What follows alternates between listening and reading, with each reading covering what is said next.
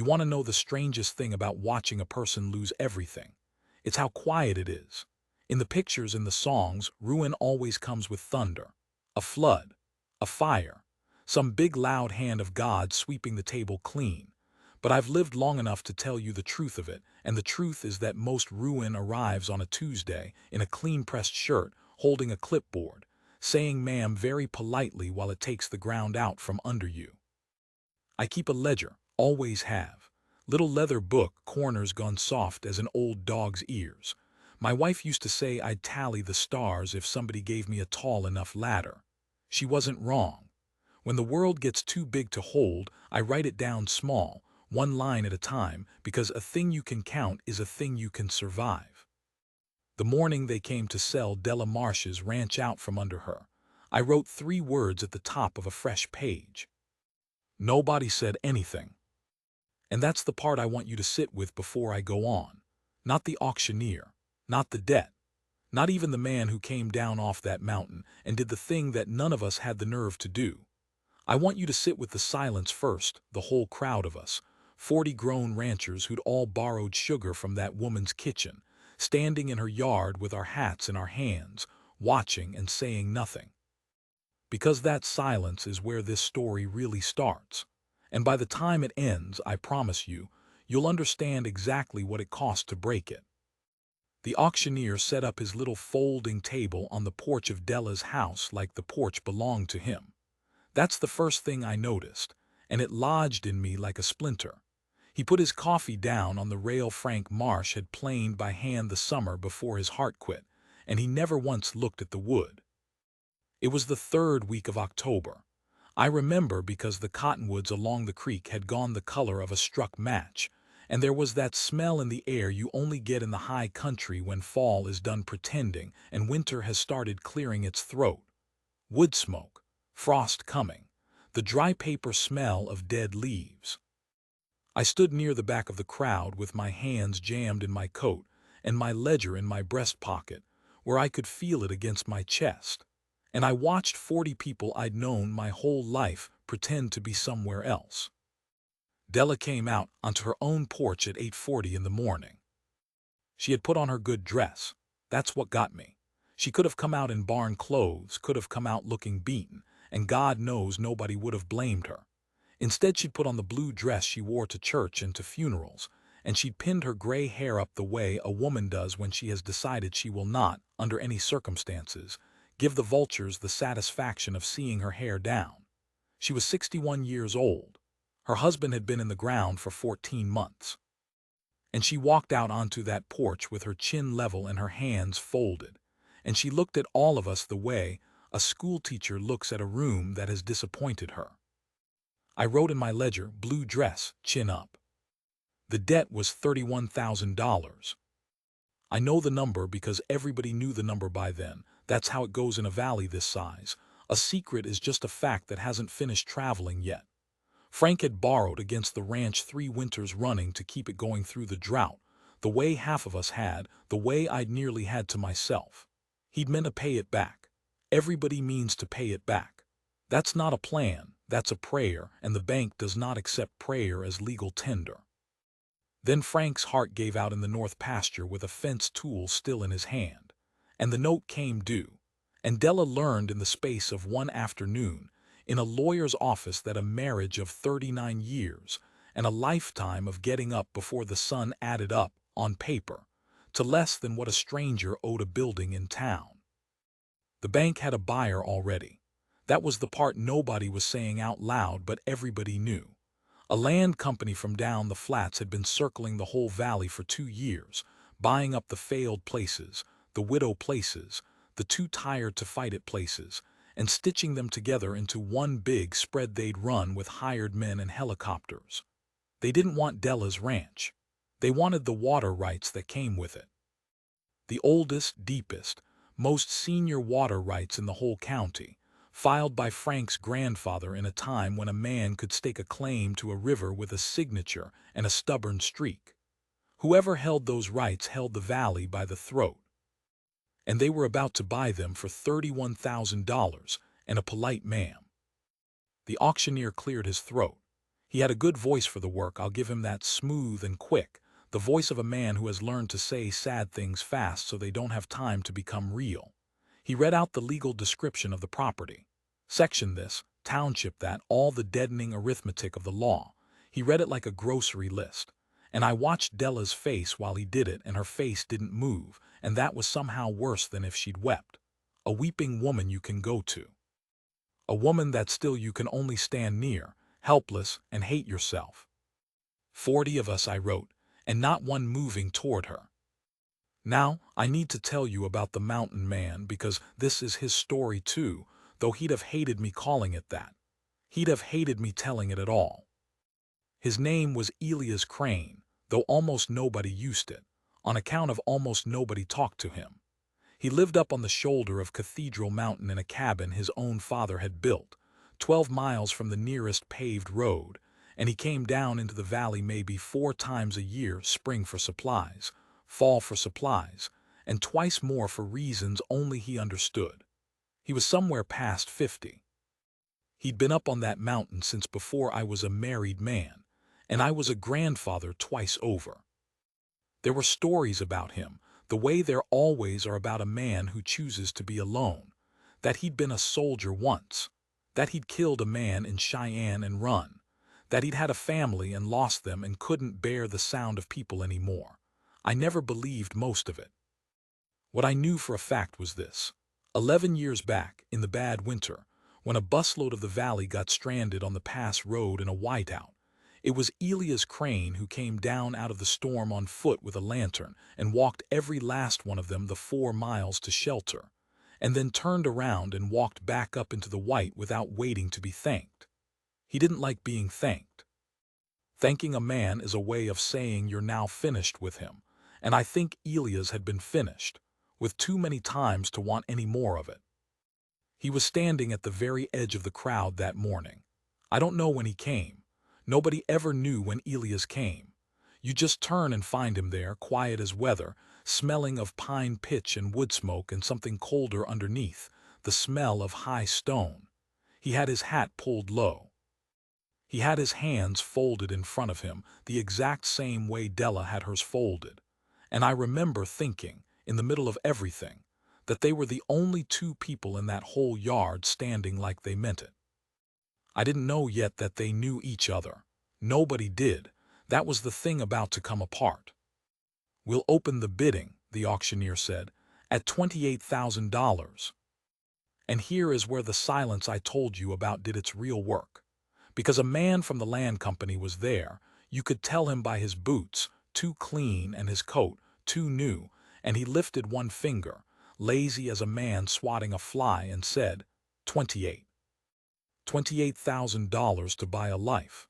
And the auctioneer nodded and said, 28, I have 28, do I hear 29? Nobody heard 29. Nobody was going to. I want to be fair to my neighbors, even now, even knowing what I know. It wasn't that we didn't love her. We loved her. Della Marsh had sat up 3 nights with my wife when the fever took her, had brought a casserole to every funeral and a jar of preserves to every birth in that valley for 40 years, had never once in her life turned a hungry man away from her table. We loved her the way you love a season. But loving a thing and being able to save it are 2 different animals, and every last one of us was hanging on to our own ground by our own fingernails, and $31,000 might as well have been the moon. I had $410 in the bank that morning. I'd counted it the night before. I count things. So we stood there, and we let the fingerman have her, because that is what fear looks like when it wears the face of practicality. It looks like 40 decent people finding very good reasons to study the ground. 28 going once, the auctioneer said. Della closed her eyes, not like she was crying, like she was listening to something the rest of us couldn't hear. I found out later what it was. I found out later she was listening to the creek. You could just hear it from the porch, that little silver thread of water, the water her husband's grandfather had claimed with a stranger's stubbornness 100 years before, and she was saying goodbye to the sound of it. Going twice. $31,000. The voice came from the back of the crowd, and it was so quiet and so rough with disuse that for a second nobody understood they'd heard it. It was a voice like a gate that hadn't been opened in a long time. It came from under a low hat, at the edge of everything, from a man who hadn't spoken more than 100 words to the whole valley combined in 30 years. Elias Crane had bid the entire debt. Not 29, not 30, the whole thing. Every dollar she owed in one breath, so there could be no bidding war, so the fingerman could not creep it up dollar by dollar and grind her the way his kind grinds everything. He'd put the full number on the table and slammed the door on it. The whole yard turned like one animal. I wrote, my hand shaking. I'll admit it, I wrote, Crane, all of it, God Almighty.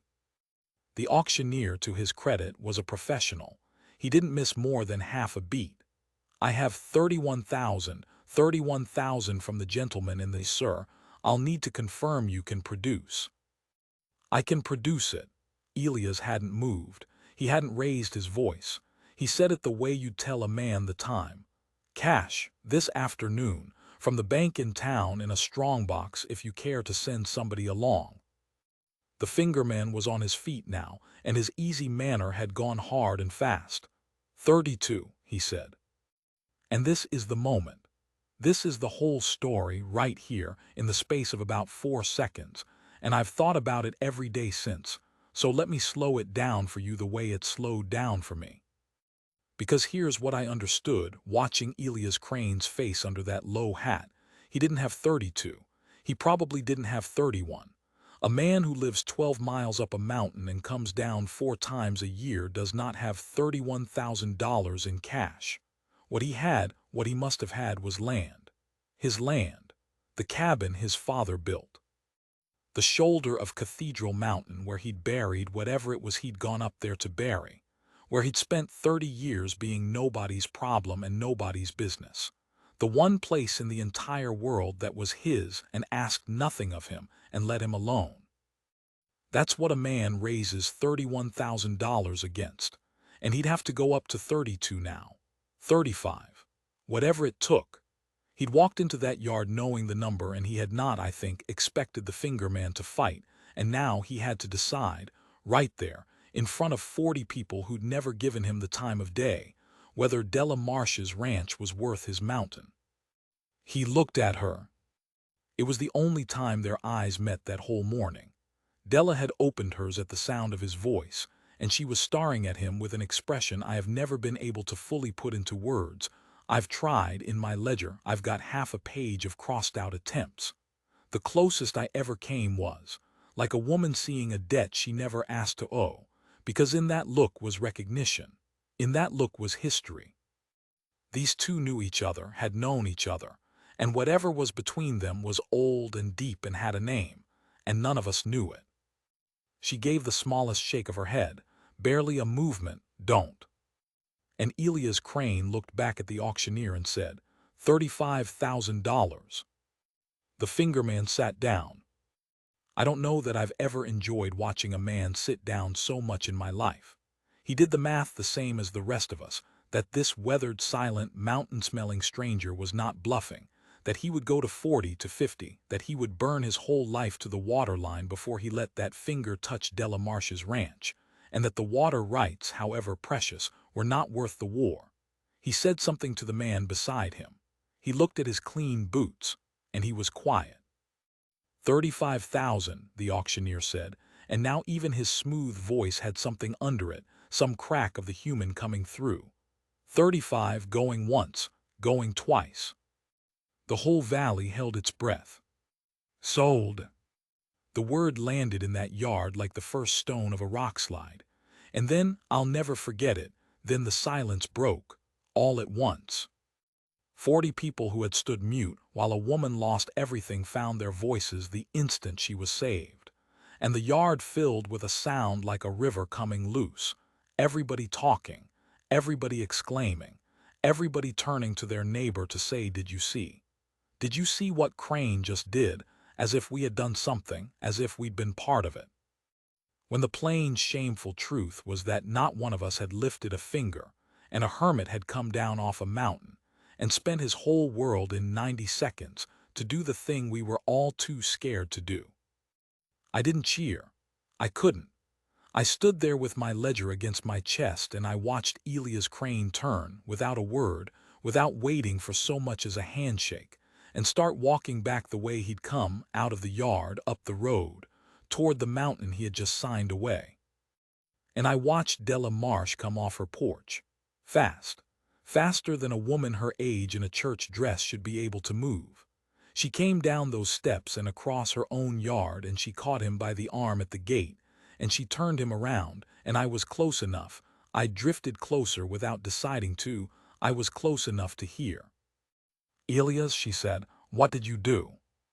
It wasn't a question. It was an accusation, the way you accuse somebody you love of a wound they've done to themselves. And he looked down at her, this enormous quiet man, and something moved across his face that I think had been frozen up there on that mountain for 30 years, and he said the only thing he said to her the whole day. He said, "I told him I would." Told who he would. That was the splinter that went into me and never came out. I told him I would. And Della Marsh put her hand over her mouth, and her legs went, and Elias Crane caught her the way he'd caught 11 frozen travelers in a whiteout. And for just a moment the two of them stood there at the gate holding each other up while the whole valley pretended not to watch. I wrote in my ledger, my last line for that day, I wrote, "He made a promise to a dead man." And I closed the book, because some things you don't count. I didn't sleep the night after the auction. That's not unusual for me. I'm an old man and old men trade sleep for starring, but this was a different kind of not sleeping. I lay there with my ledger open on my chest and the lamp turned low, and I kept reading back that last line I'd written. He made a promise to a dead man. And underneath it, in the dark, I kept hearing the thing Elias Crane had said at the gate. I told him I would. 4 words. A whole buried history in 4 words. And I lay there trying to dig it up with nothing but a pencil and a stubborn streak. Here is what I want you to understand about a small valley. We think we know each other. We've watched each other bury parents and raise children and lose crops for so many years that we mistake proximity for knowledge. We say, "Oh, the Marshes, been here forever." And we say, "Oh, Crane, keeps to himself." And we file people away like that, 1 line apiece, and we never once suspect that the 2 names we'd never think to say in the same breath might have a river running between them older than any of us. I found out the whole of it slowly, the way you find out most true things, a piece from Della herself, a piece from the old lawyer in town, a piece I had to sit and reason out on my own porch with my ledger and a cold cup of coffee. Let me give it to you the way it came together, because the order of the finding out is part of the meaning of it. Elias Crane and Frank Marsh grew up in this valley together. That was the first stone, and it knocked the rest loose. They were boys here, back when there were more families and fewer fences, and they were the kind of friends that only boys with too much country and not enough supervision can be, half-brothers, half-rivals, all summer long. They ran the creeks together. They broke horses together and broke bones doing it. And when they were 19, both of them, in the space of one dance in the Grange Hall that used to stand where the feed store is now, both of them fell in love with the same gray-eyed girl. Her name was Della Whitcomb then. I'm 68 years old, and I've read a lot of foolishness about love in my time, and most of it isn't worth the paper. But I'll tell you the part of this that I believe, because Della told it to me herself, sitting at her kitchen table 2 weeks later with her hands wrapped around a cup she never drank from. She said she loved them both. She said that was the truth of it, and she'd stopped being ashamed of it a long time ago. She loved Frank for his laugh and his certainty, the way he walked into a room like he'd built it. And she loved Elias for the opposite, for his stillness, for the way he listened, for the fact that when Elias Crane looked at you, it felt like you were the only fact in the world worth knowing. She married Frank. She said she never fully knew why, except that Frank asked and Elias didn't. Frank was a man who reached for things. Elias was a man who waited to be sure he wouldn't ruin a thing by touching it, and by the time he was sure, the thing was gone. That's a whole tragedy right there, in the difference between those two men, and it played out the way those things do, quiet and slow, and without anybody being the villain. And Elias went up the mountain. Not right away, but within the year. He shook Frank's hand at the wedding. The old lawyer swore to this, said he stood there and watched Elias Crane shake the groom's hand and mean it, and then he drifted up out of the valley and onto the shoulder of Cathedral Mountain, into his dead father's cabin, and he made himself into weather, into a story people told, into a name you filed under keeps to himself and never thought about again. For 30 years. Now here's the part I had to reason out myself, sitting on my porch, and here's where the promise comes in, so lean close. Frank Marsh knew he was dying. I don't mean the day it happened, I mean before. The old lawyer let this slip, then wished he hadn't, then figured the dead don't sue and told me the rest. Frank had been to a doctor in the city that spring, the spring before his heart quit in the North Pasture. His heart was bad. He'd known for months. And Frank Marsh, who had spent his whole life reaching for things, sat with the knowledge that he was going to leave his wife alone with a mountain of debt and a ranch she couldn't hold by herself. And he did the one thing that must have cost that proud, certain man everything he had. He went up the mountain. Nobody saw it. There's no witness to this part, and I'll admit I'm building it out of what I know of those two men and the shape of the hole it left. But I am as sure of it as I am of my own name. Frank Marsh, dying, climbed 12 miles up to the cabin of the man his wife had also loved, the man he'd won her from 30 years before, and he asked him. He asked Elias Crane to look after her, to not let it slip away. To be there when Frank couldn't be, for the woman they'd both loved their whole lives.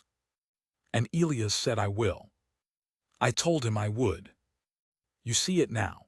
You see the whole terrible weight of it. Elias Crane didn't come down off that mountain and spend his entire world on Della Marsh's ranch because he was a good man, though he was, or because he was in love with her, though God knows he was that too still, after 30 years of stone and silence. He did it because a dying man had come to him and asked, and he had given his word. And Elias Crane was the kind of man who would burn his whole life to the waterline before he'd break a promise made to a friend he'd lost twice, once to a wedding and once to the ground. He didn't do it for love, or not only. He did it for the harder thing. He did it because he'd said he would. I wrote a lot in my ledger that week, filled pages, but the line I keep coming back to is the shortest one. I wrote, the best men pay debts that nobody can see. Della didn't let it lie, of course. You don't stand in a woman's kitchen and think she's the kind to sit quiet while a man beggars himself for her. She wasn't. Della Marsh had a spine like a fence post, and the thing about being saved is that it can make a proud person furious, because it puts a debt on you that you never chose, and the wrong kind of person spends the rest of their life resenting the one who saved them just to avoid feeling small. Della wasn't the wrong kind of person, but she was angry and she was proud, and she went up that mountain herself. I know this because I drove her partway. She asked me to. I had the only truck in the valley that make the pass road, and she came to my door on a cold, bright morning in November with her jaw set and said, I need to go see about a fool, and I didn't ask which fool. I knew. I drove her as far as the road went, to where it turned into a track a truck couldn't follow, and I offered to wait, and she said no, this might take a while, and she got out and started walking up into the pines in her good boots with a basket over her arm like she was going to a neighbor's, and I watched her until the trees took her, and then I sat in my truck for 3 hours and wrote in my ledger and did not, for once, count anything. She told me the rest later, not all at once, over a season, in pieces at her kitchen table, the way she'd tell me everything from then on, because after that November we were the kind of friends who tell each other things. She said she found him splitting wood. She said he didn't stop when she came into the clearing, just kept swinging that maul, crack, crack, like if he kept his hands busy, he wouldn't have to have this conversation. And she stood there and watched him work until finally he set the maul down and looked at her, and there was nowhere left for either of them to hide. She said, "You sold your father's land." He said, "Land's just land." She said, "That's a lie, Elias, and you're a poor liar, always were." And then she said the thing she'd climbed 12 miles to say. She said, "You can't buy your way back into a life you decided to leave. I didn't ask you to save me. Frank had no right to ask you either. You don't owe him a wife he couldn't keep alive to provide for." And she told me, this is the part where her voice always dropped, every time, even months later. She told me that Elias Crane looked at her across that clearing with 30 years in his face, and he said, "I didn't do it for Frank." That was all. I didn't do it for Frank. The first true thing he'd let himself say out loud in 3 decades, and it undid her, because it meant the promise had only ever been permission. Frank had gone up that mountain dying and handed Elias the one thing Elias would never have reached for on his own, the right to love her without shame, the right to come back down. Frank had known exactly what he was doing. That reaching, certain man had reached out one last time, past his own pride, past 30 years, and given his best friend and his wife back to each other, wrapped in the disguise of a debt so that neither of their stiff necks would have to bend. Frank Marsh had made a promise the only shape it could survive, and then he died in a pasture with a fence tool in his hand, and let the promise do its slow work from the ground. I wish I could tell you they came down off that mountain together, and it was easy after that. It wasn't easy. Real things aren't. Della didn't fall into his arms in that clearing. She came back down alone that first day, red-eyed and furious, and I think, more frightened than she'd been at the auction, because being saved from ruin is one thing and being handed back a life you buried 30 years ago is another. And she was 61 and said in her grief, and it would have been so much simpler to just be a widow. They were slow about it. God, they were slow. It's a comedy, almost, watching 2 stubborn old people who have loved each other since they were 19 try to figure out how to sit on a porch together without one of them bolting. He'd come down off the mountain. He came down more that winter than he had in 10 years, and he'd fix her fences and mend her barn roof and say maybe 40 words in a whole afternoon, and she'd feed him supper and argue with him about nothing, and I'd see the 2 of them from the road looking like exactly what they were, which was 2 people who had wasted an ocean of time and did not quite know how to stop wasting it. But here's a thing I noticed, and I noticed it because I notice things. Elias never sold the cabin. The land, yes. He'd signed away the deed to raise the $35,000. The land company bought it in the end. Ironically, the very men he'd beaten at the auction, which is a bitterness I don't think he ever fully swallowed. But the cabin itself and 1 acre around it, his father's cabin on the shoulder of Cathedral Mountain, he kept that. Made it a condition. Wouldn't budge on it. And for a long while, I didn't understand why a man who was coming down into the valley for good would fight to keep a 1-acre island up in the pines. I understood it eventually. I understand most things eventually if I write them down and wait. He kept it because you can't ask a man to become weather for 30 years and then expect him to be a person again overnight. He kept it because some nights the valley would be too full of voices and too full of the ghost of the friend who'd bought his happiness with his own dying breath, and on those nights, Elias Crane needed to be able to walk up into the stone and the cold and be nobody's problem for a while. And Della let him. That was the wisest thing she did, I think, in a life full of wise things. She never once asked him to give up the mountain entirely. She just asked him to come down more than he went up. And he did.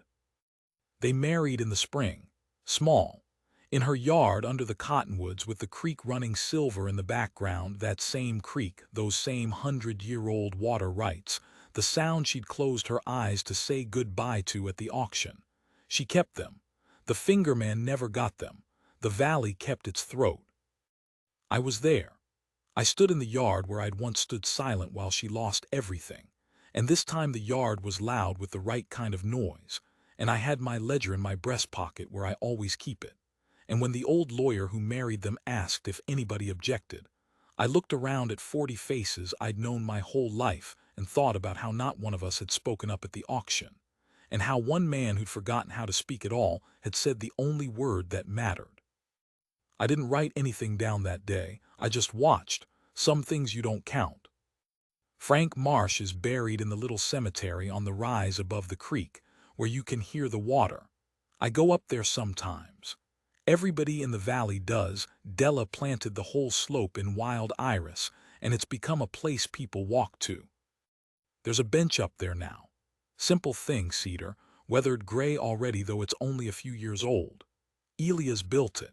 I watched him build it, plank by plank up on that rise, saying nothing, and I've never told a soul what I saw the day he finished it, and I'm only telling you now because you've come this far and I think you've earned it, and because I'm an old man and these things ought to be told before I'm the one under the iris.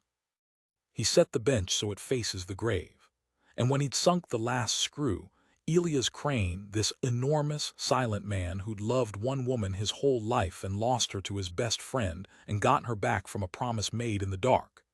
He sat down on the bench he'd built facing the grave of the man who'd given her back to him, and he took off his hat, and he put his hands on his knees, and he sat there in the wind a long time. I was too far off to hear. I want to be honest with you about that. I couldn't hear a word if there were words at all. But I saw his mouth move, just once, just a little. I've spent a lot of hours since then wondering what he said. I've got a whole page of guesses in my ledger, crossed out, most of them, because none of them were ever quite right.